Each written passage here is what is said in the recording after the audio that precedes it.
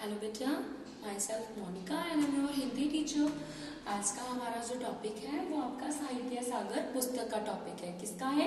साहित्य सागर। पाठ का नाम है आपका बात अठन्नी की और इसके लेखक कौन है? सुदर्शन जी। कौन है? सुदर्शन जी। ठीक है बच्चे, तो मैं आपको थोड़ा सुदर्शन जी के बारे में बता रही हूँ, ये लेखक के बारे में। सुदर्शन जी का वास्तविक नाम बद्रीनाथ था। क्या नाम था इनका? बद्रीनाथ था।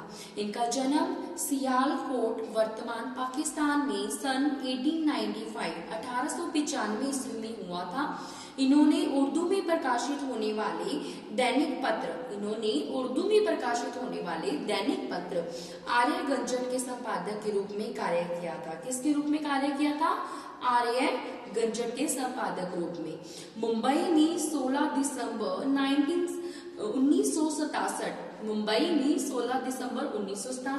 16 दिसंबर 1967 को इनका निधन हो गया था।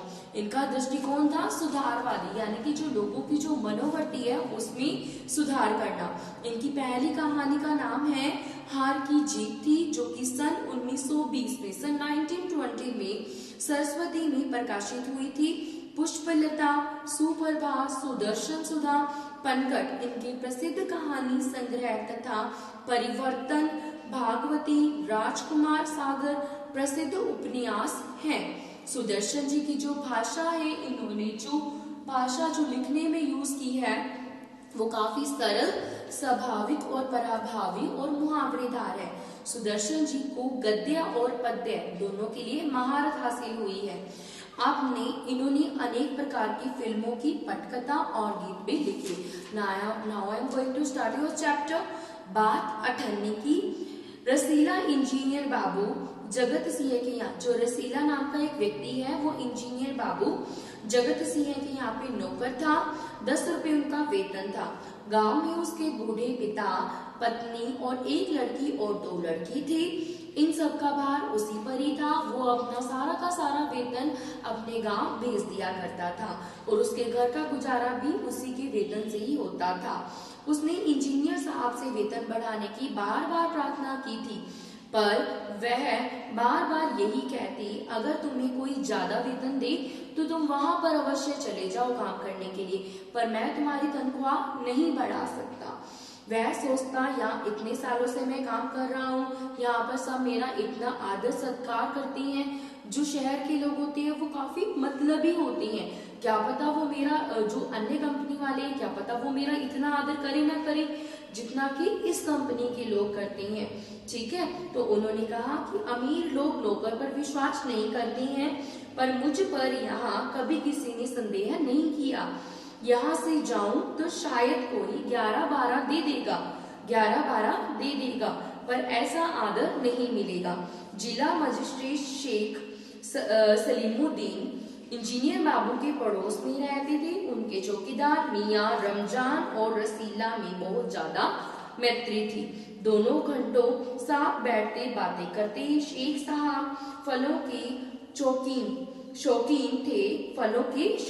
जो शेख साहब थे वो क्या थे? फलों के शौकीन थे। रमजान रसीला को फल देता, इंजीनियर साहब को मिठाई का शौक था। रसीला रमजान को क्या देता था? मिठाई देता था।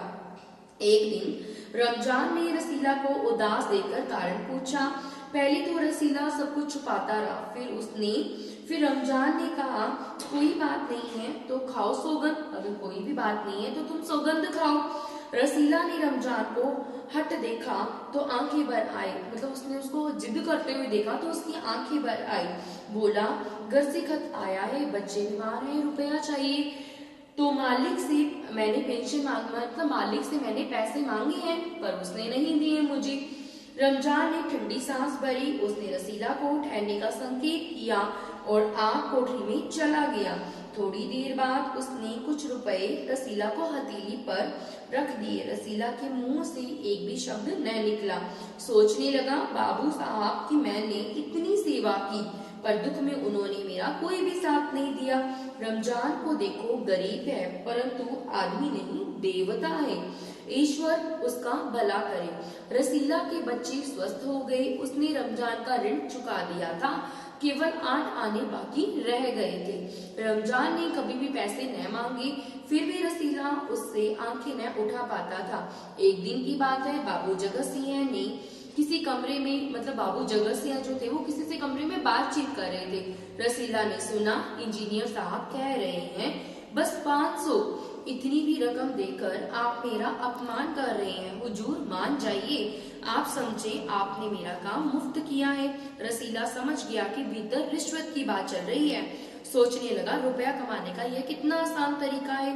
मैं सारा दिन मजदूरी करता हूँ, तब महीने बाद मेरे हाथ 10 रुपए ही आते हैं। वह बाहर आया और रमजान को सारी बात सुना दी। रमजान बोला, बस इतनी सी बात? हमारे शेख साहब तो उनके भी गुरु हैं। आज भी एक शिकार फंसा है, 1000 से कम तय न होगा। भैया, गुनाह का फल मिलेगा या नहीं यह तो भगवान जाने, पर ऐसे ही कमाई से कोठियों में रहते हैं और एक हम है, यानी कि जो रिश्वत लेकर कमाई करते हैं वो तो कोठियों में रहते हैं, और जो मेहनत और परिश्रम से कमाई करते हैं उनके हाथ कभी भी कुछ नहीं लगता है। रसीला सोचता रहा, मेरे हाथ से सैकड़ों रुपए निकल गए, पर मैंने कभी भी रिश्वत नहीं ली और ना ही धर्म को बिगाड़ा, यानी कि मैंने कभी भी उसमें से पैसे नहीं खाए। एक एक आना भी उड़ाता तो काफी रकम जुड़ जाती। इतने में इंजीनियर साहब ने आवाज लगाई, रसीला दौड़कर 5 रुपए की मिठाई ले आओ। रसीला ने 4.5 रुपए की मिठाई खरीदी और रमजान को अठन्नी लौटाकर समझा कि कर्ज उतर गया। तो बाबू जगत सिंह ने मिठाई देखी और चौंक उठे। बोले, यह मिठाई 5 रुपए की है? हुजूर 5 की ही है। रसीला का रंग उड़ गया। बाबू जगत सिंह समझ गए। उन्होंने रसीला से फिर पूछा। रसीला ने फिर वही दोहराया। उन्होंने रसीला के मुंह पर एक तमाचा मारा और कहा, चल मेरे साथ जहाँ से ये मिठाई लाया है। हुजूर, झूठ कहूँ तो रसीला ने अभी बात पूरी भी नहीं की थी कि इंजीनियर बाबू चिल्लाए, अभी सच और झूठ का पता चल जाएगा। अब सारी बात हलवाई से कहना। अब कोई रास्ता न बचा था। वह बोला, माई बाप गलती हो गई, एक बार माफ कर दीजिए। इंजीनियर साहब की आंखों से आंख बरसने लगी। उन्होंने निर्दयता से रसीला को पीटा और घसीटते हुए पुलिस थाने ले गया। सिपाही के हाथ में 5 का नोट रखते हुए बोला, मनवा लेना, लातों की भूत बातों से नहीं मानते। बेटा, यहाँ तक आपको चैप्टर आई होप समझ में आ गया होगा। नेक्स्ट चैप्टर हम नेक्स्ट क्लास में करेंगे। ओके बेटा, have a nice day, bye bye.